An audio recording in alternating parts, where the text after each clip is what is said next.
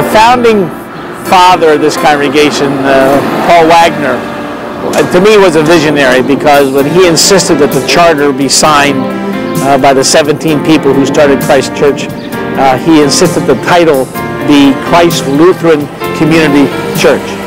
And we've built on the word community in the sense that we want to be a bridge to the community in which we're located, but we also want to nurture the community within the walls as well.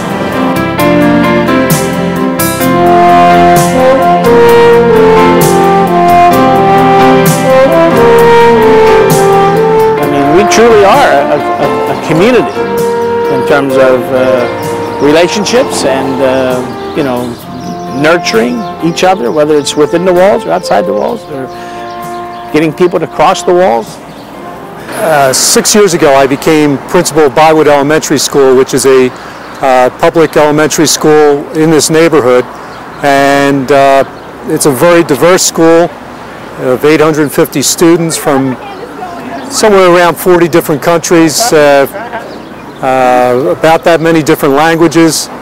And Pastor David Shaheen came to introduce himself. See, I'm a school teacher at heart. I started out in education, and always had a love for young people. Thought when I came into the community I needed to introduce myself to people who lived in the community, who served the community. I always believed that strong schools, strong churches make strong neighborhoods. So I went down and knocked on the door and introduced myself to the principal. And he said to me, if there's anything I can do to help you and your children, please let me know. And I said to him, well, one of the first things that I feel that our children need is a good breakfast. And the next morning he showed up with cases and cases of peanut butter and crackers. And that was the beginning of a great relationship. I am in the school probably at least once a month, visiting classrooms, talking to teachers, staff. They turn to me as probably as a pastor. They know who I am. So I've had weddings, baptisms, funerals, those kind of things. But on the other hand, they may say, we need help here. We need resources. And so having programs like those that Pastor David has here at Christ Lutheran Church, where there's aftercare, there's education going on, they're really caring teachers, some of whom are our teachers that come over here after school, that read to these children, that show the caring and nurturing and concern and the sensitivity, that not because the parents don't want to bring it to them, it's just they're stretched so much they can't necessarily bring it to them.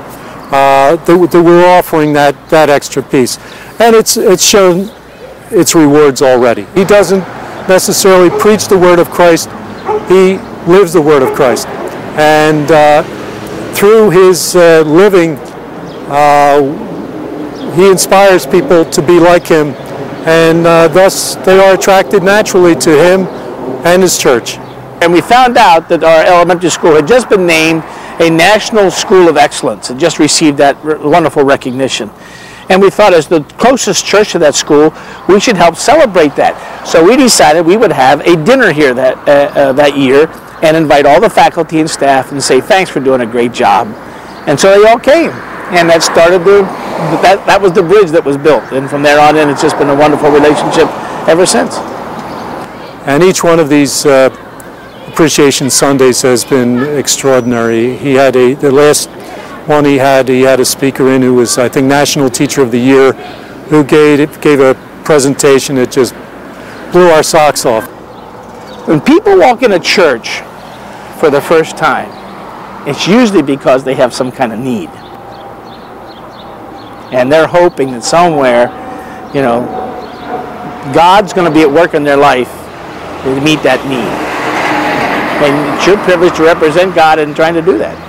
Our community is definitely one that is financially challenged at this point, and he helps to maintain you know, the health concerns and things that they may otherwise just let go by. We have a lot of homeless people who come through our doors for worship or for other things. Like, for example, our Thanksgiving Day dinner. You know, that's open to the community for anybody who needs a place to eat or doesn't have family.